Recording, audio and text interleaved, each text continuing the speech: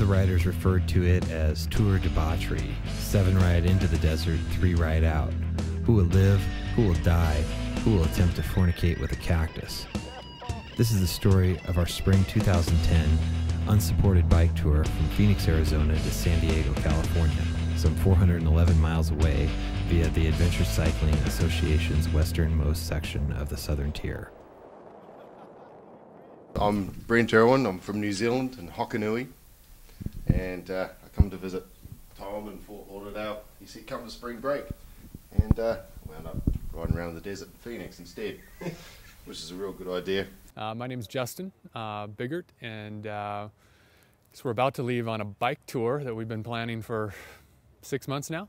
Well, I'm Doug Krebs. I'm living in Bellingham, Washington State, and I'm here just to get on the road for a little while and enjoy what the desert has to offer. George Carter, Bozeman, Montana. I'm christee, buell, and I am here to set the benchmark for travel in the future.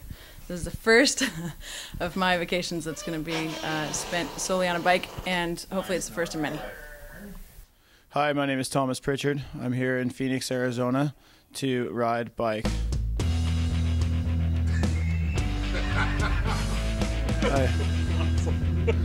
That's with a rack. What is it? I've always tried to set a strong but relaxed pace on tours, but this one really had some moments of hardcore party style mixed with hard days in the saddle. We met at a hotel in Phoenix to make final preparations for the tour. Our group's gear ranged from high-quality touring and camping rigs to Tom's stepmom's bike that the Kiwi Brent got stuck with. Like what, man? You know. How awesome it is. Well, I spent all of 20 minutes packing it up, you know, so. It's all kitted out in the highest quality gear from Walmart. You're not really doing that, are you? The first few days were filled with drink, smoke, laughing, talk, and lots of wind. Wickenburg was a short, extremely windy first day. This time of year, this route is not ideal for touring westbound, though it was great for overall weather. We had a nice meal and shared 7 people to a decent-sized room in Wickenburg, a little dirtbag but less expensive than the area campgrounds. Credit card touring is definitely practical and arguably preferable to bicycle camping on this route. On the second day, Justin was forced to abandon the tour. We traveled from Wickenburg with a wonderful lunch stop at Aguila's lovely The Lighthouse.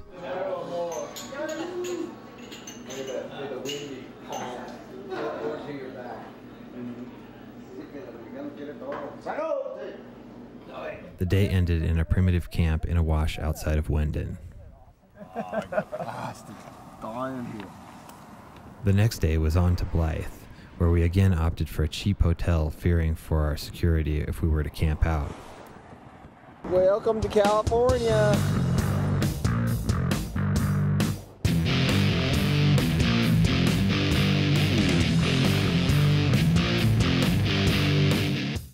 We closed the day with drinks in a rather creepy bar with a nice shuffleboard table and a public CCTV monitor of its own parking lot, which likely was more interesting than watching reruns of Cops for crime drama. Like, what about this kind of touring makes you tired? Why does it make you more tired than just riding or just getting drunk? Or so what's your best metaphor for what it's like?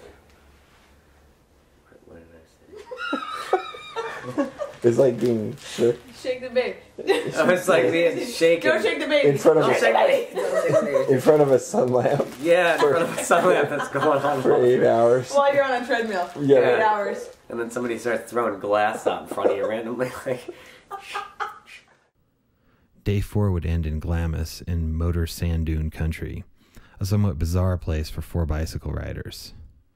On the way there, Tom and the Kiwi left to head to Algodones, Mexico to visit Tom's Mexican dentist there.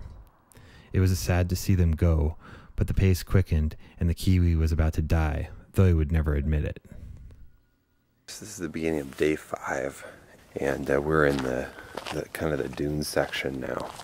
of the trip. Gorgeous sunrise. Not such a great night's sleep due to a bunch of motorheads out here, but it's been a great ride. On day 5, we left the dunes and rode to El Centro. It was a short, windy day. I was suffering from some knee pain and the wind was relentless, so we took another hotel in El Centro where Christee would be leaving the group the following morning. I think the best part of this trip was gaining confidence about doing a touring trip.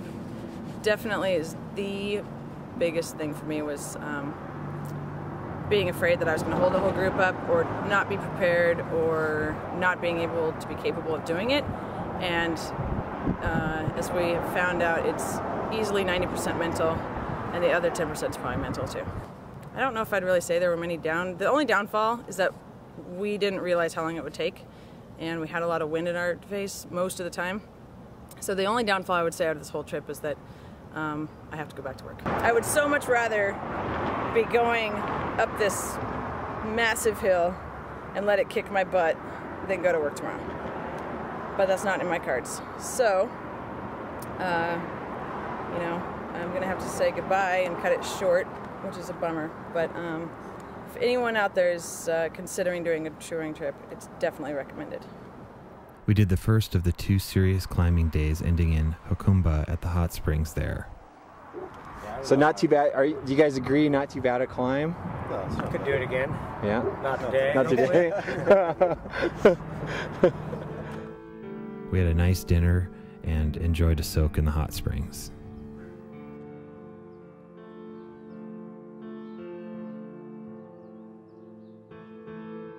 Day 7 was a long 70 miles of riding, concluding just after sunset in San Diego.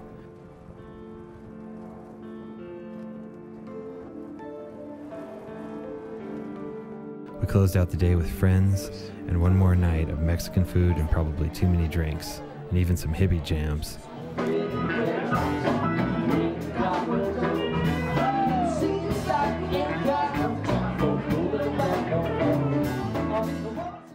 An amazing adventure chock full of lots of memories to last a lifetime.